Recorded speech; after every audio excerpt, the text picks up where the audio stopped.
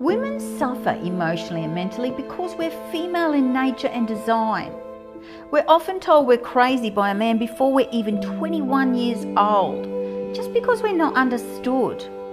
We start to believe it after a while, and this strips away our innocent little girl confidence. If we were lucky enough to have had it, that is, through a nurturing upbringing, which isn't as common as we'd like.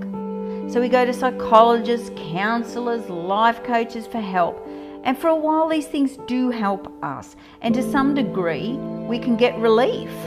But some processes are just dredging up our insecurities and not healing anything. So in circles we go. When these things don't last, we take it personally and we start to think we really must be crazy after all.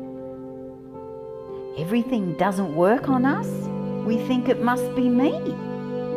We add this failing onto our already long list of things we think are not good enough about us.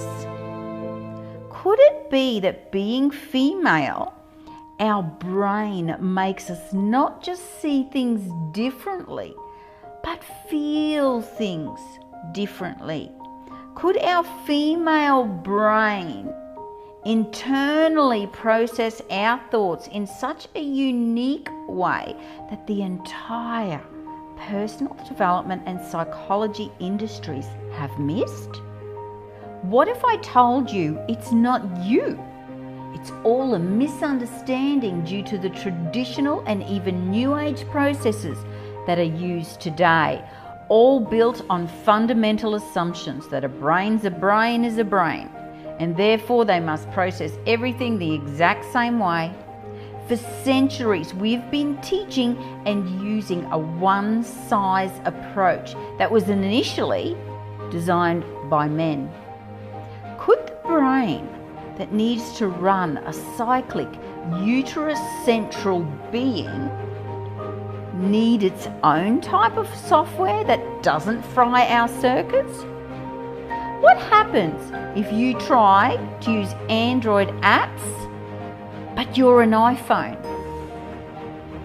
Well, one lady hypothesized this and went back in history to the times when psychology was first discovered to see what they could have missed.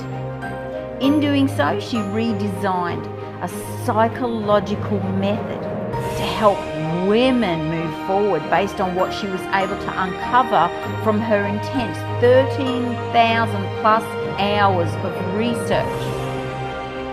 Initial testing proved her hypotheses right. She tried the process on males and it didn't work. Yet for women, it was causing an irreversible transformation. Her process, unlike psychology, meant she needed to know little history about a client or patient, except to know how they were still being affected from it now. The client is taken on a journey. Her eyes are closed so that she can focus, and it's here she's guided through a story where she's so disconnected from any traumas, she's not even in the story. She goes on a voyage to solve problems for others experiencing a similar nature to hers. Strangely, when she opens her eyes, the wisdom or life lessons, if you will, gained by the story's unique and specific characters, whom only she could have created, have transferred to be what she herself now knows without an ounce of doubt. She's transformed her beliefs, values, thoughts, all in one experience, one session.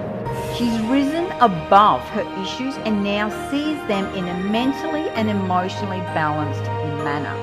She feels whole and balanced and healed. She immediately sees more choices in life. She feels hopeful about the future in relation to the issues she had, and will almost always say she feels like she's had a weight lifted from her shoulders. This is Creatrix, uniquely for women. You don't have to be messed up or broken. You can simply feel you're just restricting yourself. You're stuck in a cycle, or you're hitting up against a glass ceiling, holding yourself back, or repeating patterns you no longer want to. You feel like you just can't move forward. Well, Creatrix is the future of psychology, and it's here now.